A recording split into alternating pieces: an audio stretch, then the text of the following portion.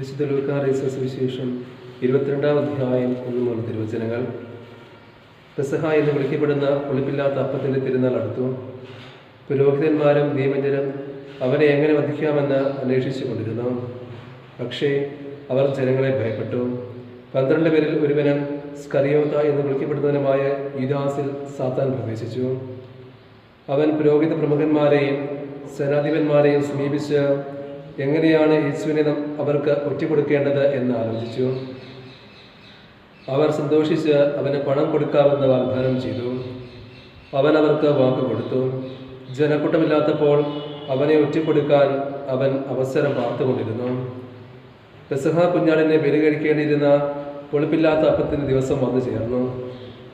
യേശു പത്രോസിനെയും യോഹന്നാനെയും അയച്ചുകൊണ്ട് പറഞ്ഞു, നിങ്ങൾ പോയി നമുക്ക് പെസഹ ഭക്ഷിക്കേണ്ടതിന് ഒരുക്കങ്ങൾ ചെയ്യുവിൻ. അവർ അവനോട് ചോദിച്ചു, ഞങ്ങൾ എവിടെ ഒരുക്കണമെന്നാണ് നീ ആഗ്രഹിക്കുന്നത്? അവൻ പറഞ്ഞു, ഇതാ നിങ്ങൾ പട്ടണത്തിലേക്ക് പ്രവേശിക്കുമ്പോൾ ഒരു കുടം വെള്ളം ചുമന്നുകൊണ്ട് ഒരുവൻ നിങ്ങൾക്കെതിരെ വരും. അവൻ പ്രവേശിക്കുന്ന വീട്ടിലേക്ക് നിങ്ങൾ അവനെ പിന്തുടരുക.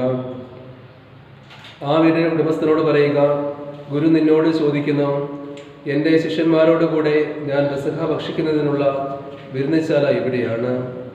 സജ്ജീകൃതമായ ഒരു വലിയ മാളികമുറി അവൻ നിങ്ങൾക്ക് കാണിച്ചു തരും. അവിടെ ഒരുക്കുക. അവർ പോയി അവൻ പറഞ്ഞതുപോലെ കണ്ടു. പെസഹ ഒരുക്കുകയും ചെയ്തു.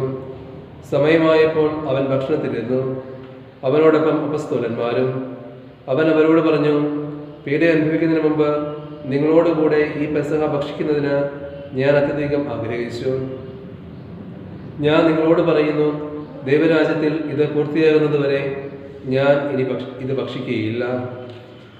അവൻ പാനപാത്രമെടുത്ത് കൃതജ്ഞതാ സ്തോത്രം ചെയ്തതിനു ശേഷം പറഞ്ഞു, ഇത് വാങ്ങി നിങ്ങൾ പങ്കുവയ്ക്കുവിൻ. ഞാൻ നിങ്ങളോട് പറയുന്നു, ഇപ്പോൾ മുതൽ ദൈവരാജ്യം വരുന്നത് വരെ മുന്തിരിയുടെ ഫലത്തിൽ നിന്ന് ഞാൻ പാനം ചെയ്യുകയില്ല. പിന്നെ അവൻ അപ്പമെടുത്ത് കൃതജ്ഞതാ സ്തോത്രം ചെയ്ത് മുറിച്ച് അവർക്ക് കൊടുത്തുകൊണ്ട് അരുളി ചെയ്തു, ഇത് നിങ്ങൾക്ക് വേണ്ടി നൽകപ്പെടുന്ന എൻ്റെ ശരീരമാണ്. എൻ്റെ ഓർമ്മയ്ക്കായി ഇത് ചെയ്യുവിൻ. അപ്രകാരം തന്നെ അത്താഴത്തിന് ശേഷം അവൻ പാനപാത്രം എടുത്തുകൊണ്ട് അരുളി ചെയ്തു, ഈ പാനപാത്രം നിങ്ങൾക്ക് വേണ്ടി ചിന്തപ്പെടുന്ന എൻ്റെ രക്തത്തിലുള്ള പുതിയ ഉടമ്പടിയാണ്. എന്നാൽ ഇതാ എന്നെ ഒറ്റുകൊടുക്കുന്നവൻ്റെ കൈ എൻ്റെ അടുത്ത് മേശമേൽ തന്നെയുണ്ട്. നിശ്ചയിക്കപ്പെട്ടതുപോലെ മനുഷ്യപുത്രൻ പോകുന്നു. എന്നാൽ അവനെ ആർ ഒറ്റിക്കൊടുക്കുന്നവോ ആ മനുഷ്യന് ദുരിതം. തങ്ങളിൽ ആരാണ് ഇത് ചെയ്യാനിരിക്കുന്നതെന്ന് അവർ പരസ്പരം ചോദിക്കാൻ തുടങ്ങി. തങ്ങളിൽ വലിയവൻ ആരാണ് എന്നൊരു തർക്കം അവരുടെ ഇടയിൽ ഉണ്ടായി. അപ്പോൾ അവൻ അവരോട് പറഞ്ഞു, വിജാതിയരുടെ മേൽ അവരുടെ രാജാക്കന്മാർ ആധിപത്യം അടിച്ചേൽപ്പിക്കുന്നു. തങ്ങളുടെ മേൽ അധികാരമുള്ളവരെ അവർ ഉപകാരികളായി കണക്കാക്കുകയും ചെയ്യുന്നു. എന്നാൽ നിങ്ങൾ അങ്ങനെ ആയിരിക്കരുത്. നിങ്ങളിൽ ഏറ്റവും വലിയവൻ ഏറ്റവും ചെറിയവനെ പോലെയും അധികാരമുള്ളവൻ ശുശ്രൂഷകനെ പോലെയുമായിരിക്കണം. ആരാണ് വലിയവൻ? ഭക്ഷണത്തിനിരിക്കുന്നവനോ പരിചരിക്കുന്നവനോ? ഭക്ഷണത്തിനിരിക്കുന്നവനല്ലേ? ഞാനാകട്ടെ നിങ്ങളുടെ ഇടയിൽ പരിചരിക്കുന്നവനെ പോലെയാണ്. എൻ്റെ പരീക്ഷകളിൽ എന്നോടുകൂടെ നിരന്തരം ഉണ്ടായിരുന്നവരാണ് നിങ്ങൾ. എൻ്റെ പിതാവ് എനിക്ക് രാജ്യം കൽപ്പിച്ചു തന്നിരിക്കുന്നത് പോലെ ഞാൻ നിങ്ങൾക്കും തരുന്നു. അത് നിങ്ങൾ എൻ്റെ രാജ്യത്തിൽ എൻ്റെ മേശയിൽ നിന്ന് ഭക്ഷിക്കുകയും പാനം ചെയ്യുകയും സിംഹാസനത്തിൽ ഇരുന്ന് ഇസ്രായേലിലെ 12 ഗോത്രങ്ങളെ വിധിക്കുകയും ചെയ്യുന്നതിന് വേണ്ടി എത്രയും. സിമിയോൻ സിമിയോൻ, ഇതാ സാത്താൻ നിങ്ങളെ ഗോതമ്പ് പോലെ പറ്റാൻ ഉദ്യമിച്ചു. എന്നാൽ നിന്റെ വിശ്വാസം ക്ഷയിക്കാതിരിക്കാൻ ഞാൻ നിനക്ക് വേണ്ടി പ്രാർത്ഥിച്ചു. നീ തിരിച്ചു വന്ന് നിന്റെ സഹോദരന്മാരെ ശക്തിപ്പെടുത്തണം. സിമിയോൻ പറഞ്ഞു, കർത്താവേ, നിന്റെ കൂടെ കാരാഗൃഹത്തിലേക്ക് പോകാനും മരിക്കാൻ തന്നെയും ഞാൻ തയ്യാറാണ്. അവൻ പറഞ്ഞു, പത്രോസേ, ഞാൻ നിന്നോട് പറയുന്നു, നീ എന്നെ അറിയുകയില്ല എന്ന് 3 പ്രാവശ്യം നിഷേധിച്ച് പറയുന്നതിന് മുമ്പ് ഇന്ന് കോഴി കൂകുകയില്ല. അനന്തരം അവൻ അവരോട് ചോദിച്ചു, ഞാൻ നിങ്ങളെ മടിശീലയോ ഭാണ്ഡമോ ചെരുപ്പോ ഇല്ലാതെ അയച്ചപ്പോൾ നിങ്ങൾക്ക് എന്തിനെങ്കിലും കുറവുണ്ടായോ? അവർ പറഞ്ഞു, ഒന്നിനും കുറവുണ്ടായില്ല. അവൻ പറഞ്ഞു, എന്നാൽ ഇപ്പോൾ മടിശീലയുള്ളവൻ അതെടുക്കട്ടെ. അതുപോലെ തന്നെ ഭാണ്ഡവും. വാളില്ലാത്തവൻ സ്വന്തം കുപ്പായം വിറ്റ് വാൾ വാങ്ങട്ടെ. ഞാൻ നിങ്ങളോട് പറയുന്നു, അവൻ നിയമലംഘകരോടുകൂടെ എണ്ണപ്പെട്ടു എന്ന് എഴുതപ്പെട്ടിരിക്കുന്നത് എന്നിൽ നിവൃത്തിയാകേണ്ടിയിരിക്കുന്നു. എന്തെന്നാൽ എന്നെപ്പറ്റി എഴുതപ്പെട്ടിരിക്കുന്നത് പൂർത്തിയാകേണ്ടതാണ്. അവർ പറഞ്ഞു, കർത്താവേ, ഇതാ ഇവിടെ 2 വാളുണ്ട്. അവൻ പറഞ്ഞു, മതി. അവൻ പുറത്തു വന്ന് പതിവ് പോലെ ഒലിവുമലയിലേക്ക് പോയി. ശിഷ്യന്മാരും അവനെ പിന്തുടർന്നു. അവിടെ എത്തിയപ്പോൾ അവൻ അവരോട് പറഞ്ഞു, നിങ്ങൾ പരീക്ഷയിൽ ഉൾപ്പെടാതിരിപ്പാൻ പ്രാർത്ഥിക്കുവിൻ. അവൻ അവരിൽ നിന്ന് ഒരു കല്ലേറ് ദൂരം മാറി മുട്ടുമേൽ വീണ് പ്രാർത്ഥിച്ചു, പിതാവേ, അങ്ങേക്ക് ഇഷ്ടമെങ്കിൽ ഈ പാനപാത്രം എന്നിൽ നിന്ന് അകറ്റണമേ. എങ്കിലും എൻ്റെ ഹിതമല്ല, അവിടുത്തെ ഹിതം നിറവേറട്ടെ. അപ്പോൾ അവനെ ശക്തിപ്പെടുത്താൻ സ്വർഗത്തിൽ നിന്ന് ഒരു ദൂതൻ പ്രത്യക്ഷപ്പെട്ടു. അവൻ തീവ്രവേദനയിൽ മുഴുകി കൂടുതൽ തീക്ഷ്ണമായി പ്രാർത്ഥിച്ചു. അവൻ്റെ വിയർപ്പ് രക്തത്തുള്ളികൾ പോലെ നിലത്ത് വീണു. അവൻ പ്രാർത്ഥന കഴിഞ്ഞ് എഴുന്നേറ്റ് ശിഷ്യന്മാരുടെ അടുത്ത് വന്നപ്പോൾ അവർ വ്യസന നിമിത്തം തളർന്ന് ഉറങ്ങുന്നത് കണ്ടു. അവൻ അവരോട് ചോദിച്ചു, നിങ്ങൾ ഉറങ്ങുന്നത് എന്ത്? പരീക്ഷയിൽ അകപ്പെടാതിരിക്കാൻ ഉണർന്നിരുന്ന് പ്രാർത്ഥിക്കുവിൻ. അവൻ ഇത് പറഞ്ഞുകൊണ്ടിരിക്കുമ്പോൾ ഒരു ജനക്കൂട്ടം അവിടെ വന്നു. 12 പേരിൽ ഒരുവനായ യുദാസാണ് അവരുടെ മുമ്പിൽ നടന്നിരുന്നത്. യേശുവിനെ ചുംബിക്കാൻ അവൻ മുൻപോട്ട് വന്നു. യേശു അവനോട് ചോദിച്ചു, യുദാസേ, ചുംബനം കൊണ്ട് നീ മനുഷ്യപുത്രനെ ഒറ്റിക്കൊടുക്കുന്നത്? എന്താണ് സംഭവിക്കാൻ പോകുന്നത് എന്ന് കണ്ടപ്പോൾ യേശുവിനോട് കൂടെയുണ്ടായിരുന്നവർ, കർത്താവെ, ഞങ്ങൾ വാളെടുത്ത് വെട്ടട്ടെയോ എന്ന് ചോദിച്ചു.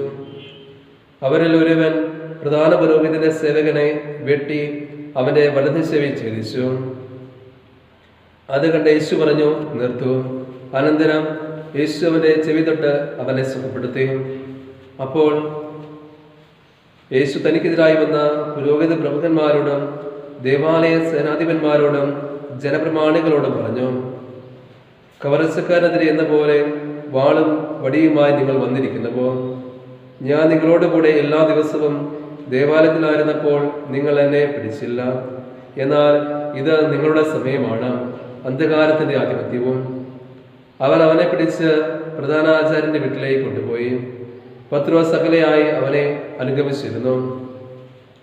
അവർ നടുമുറ്റത്ത് തീ കൂട്ടി അതിനു ചുറ്റും ഇരുന്നപ്പോൾ പത്രോസും അവരോട് കൂടെ ഇരുന്നു. അവൻ തീക്കരികെ ഇരിക്കുന്നത് കണ്ട് ഒരു പരിചാരിക സൂക്ഷിച്ചു നോക്കിയിട്ട് പറഞ്ഞു, ഇവനും അവനോട് കൂടെയായിരുന്നു.